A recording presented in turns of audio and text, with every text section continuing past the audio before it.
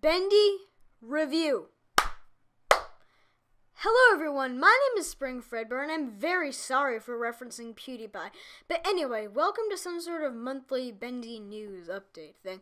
The teasers have been building up for the past few weeks, and now we're going to take a look at them and theorize about the Meatly's two upcoming horror titles. First, let's check out the ones for Bendy and the Ink Machine's upcoming prequel with these new audio logs.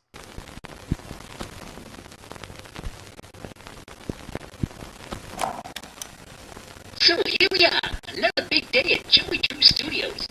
A lot of people running around here these days, but for me, it's the same old dirty floors they always been. Just more feet messing them up now. The only kid I mind tromping around here is Campbell's. She's good to me. I'll make sure I empty her garbage every day just to see how she's doing. Speaking of which, I heard her talking with Sammy the other day. If I'd know better, I'd say there was magic there. But who am I to judge? I think they saw me looking though, so I just tipped my hat and said, "See you later. I'm out of here."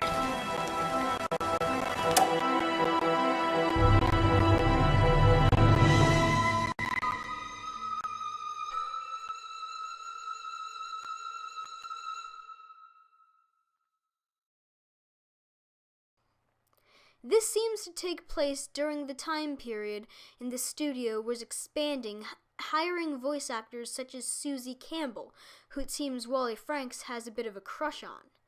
So not too much revealed there, right? Well, maybe not as a glance, but I'm about to go down the rabbit hole of this one.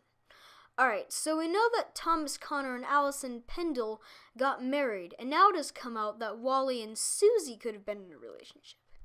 Well, what do both these sets of people have in common? They were both transformed into Alice and Boris clones. So now we have seen the theme of Alice and Boris in love twice. So I asked myself, is there evidence for Alice and Boris dating in the cartoons instead of Alice and Bendy? Yes, this is my actual theory. I know it's very stupid. In the cartoons, Boris appears as a much older and more mature character than Bendy, who is childish and mischievous. And if we look at the post-credits scene, we can see an image of all three of them together as a family. Boris and Alice again looking like mature adults, and Bendy holding their hands like you might see a young child doing with their parents. Okay, so I probably looked way too deep into that, but hey, that's what theories are for.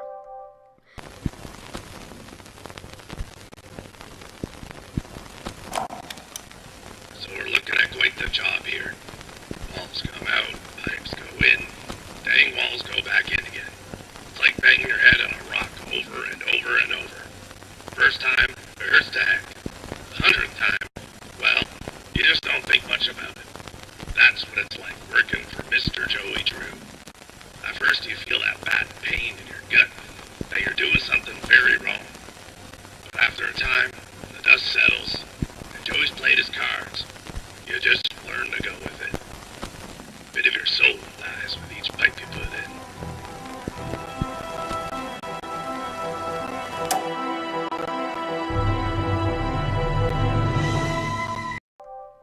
Well, this is most likely during the installation of the ink machine and when Thomas Connor was first hired. I believe that the company Gent was commissioned by Joey Drew to build the ink machine for two main reasons. One, we know that Thomas Connor used to work for Gent, and he seems to know what the ink machine is capable of when it is still being installed. And who else would know that except somebody who helped build it? And the second reason is that we know Gent has the ink machine technology because of these mini ink machines found on the lower levels of the studio with the Gent logo all over it.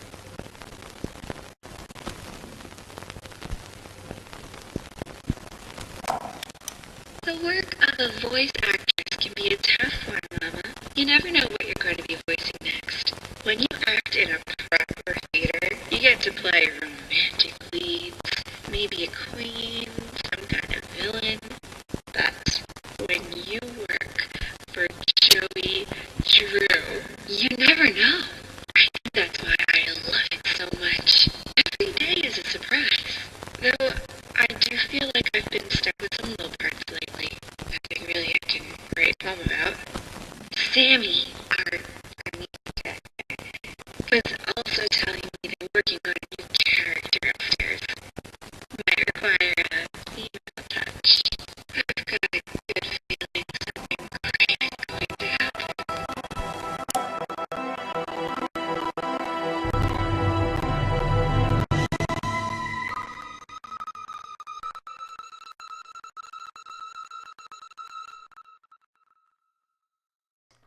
I believe that the point of these audio logs is to give us a timeline for the audio logs in game, as these lines paraphrase these other lines from the game. Though I do feel like I've been stuck with some low parts lately.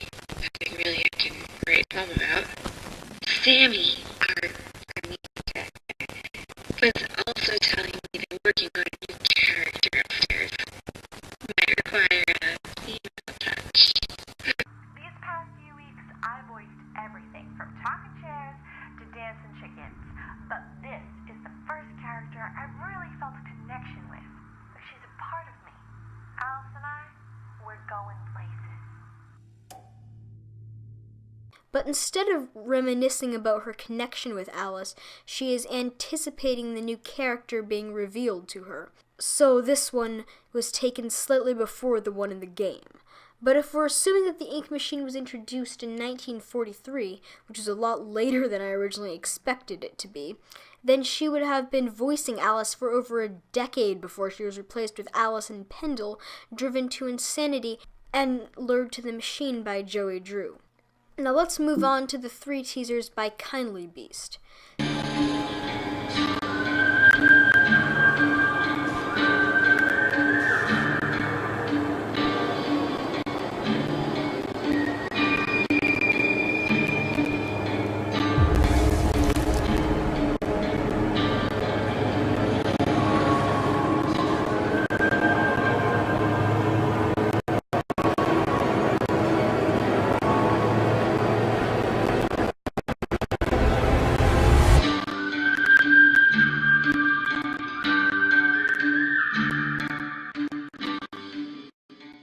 So, can I just point out that this is the best music ever? I mean, there's no debating it. It just is. Even though the overall theme is still Western, this puppet definitely is not. It is wearing a top hat, and if you look closely, it appears to have a turned-up collar and a bulky suit coat. Many strings are connected to this puppet, holding up its head and arms.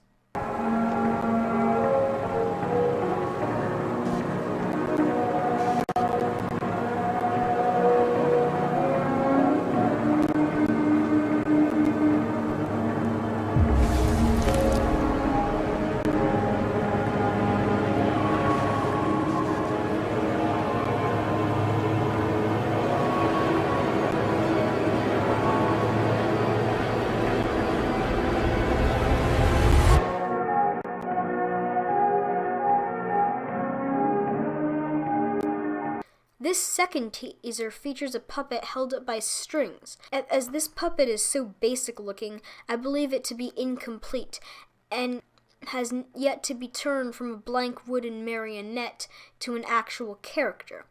These dolls being in various stages of completion to me means that the setting of the game is in a haunted marionette factory.